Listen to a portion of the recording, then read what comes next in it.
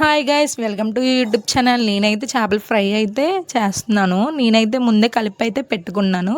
అందులో అయితే పసుపు, కారం, ఉప్పు, అల్లం వెల్లుల్లి పేస్టు, ధనియాల పొడి, జీలకర్ర పొడి అయితే వేసాను. అది బాగా కలుపుకున్న తర్వాత పక్కనైతే పెట్టుకోవాలి. ఒక అరగంట సేపు ముందే పెట్టుకున్నాను నేను.